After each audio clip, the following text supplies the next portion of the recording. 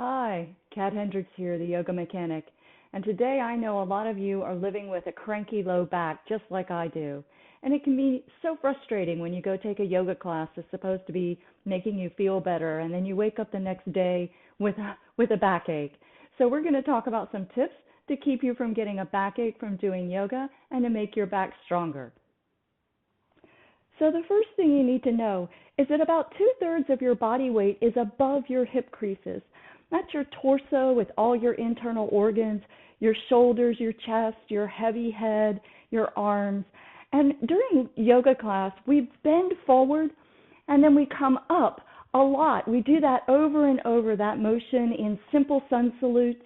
We do that motion coming from lunge up, raising the arms up and bringing the arms back down over into warrior two, coming down to the floor. We're over and over really using our back to lift and lower all the weight of the torso. So your back can really take a beating in a yoga class if you aren't careful. Here are some tips to keep your back healthy and happy. So tip number 1, use your legs. I know you've heard people say that. The problem is no one actually tells you how you're supposed to use your legs. So try this. Bring your feet about hips distance or so apart, hands on your hips, and give your knees just a little bit of a bend. Just a little bend, not a lot, right? And you're going to make a motion like you're pushing your feet out, but they're not really going to move. They're stuck to the floor. You're going to push outward with your legs. A little bend in the knees. Big breath in. Now push outward with your legs as you fold forward. Come all the way forward. Let your head relax. And now push outward with your legs and stand all the way up. So I know you must have felt that. Your legs really coming online. So that's the first thing to do, is learn to use those legs. The second thing, tip number 2, is there's another way to help your back, and it's literally right at your fingertips. You can use your arm strength to help carry some of the weight of your torso as we move up and down. So let's try this. Stand with your feet slightly wider apart, toes pointed forward, and again we'll bring the hands to the hips. Little bend in the knees. Push your feet outward now. Before you fold, press down with your hands. Really press firmly into your hips.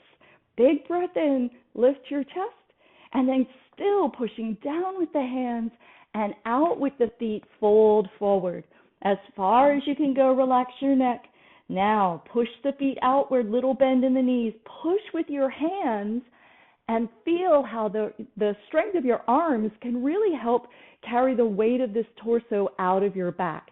That should have felt a lot easier for your low back, and the rest of your body, the big muscles in your legs and the strength of your arms are helping take some of the load off the old low back. So these tips to use your arm and leg strength to spare your back work in all of those standing poses we come to from downward dog as well, like lunge, high lunge, low lunge, warrior two. So let's take a look. We'll step back to downward dog, and then bring a foot forward and lower your back knee down. And instead of just sweeping up and putting all that force in your back, walk your hands to your front thigh, push with your hands, and squeeze your inner thighs toward the center of your mat. Yeah, and now you're up. You can do whatever you need to do with your arms. Remember, keep your elbows straight. And you can also do this coming up to something like warrior two. So stepping again forward and pivot the back foot flat. Now you hear this instruction to a cartwheel up into warrior two. This sort of spinning motion is really hard on your back. So instead, you can have your back foot planted, squeeze your legs inward to the center of your mat, walk your hands to the front thigh and push to help get your torso upright. And now you can cartwheel the arms out over the legs into warrior two.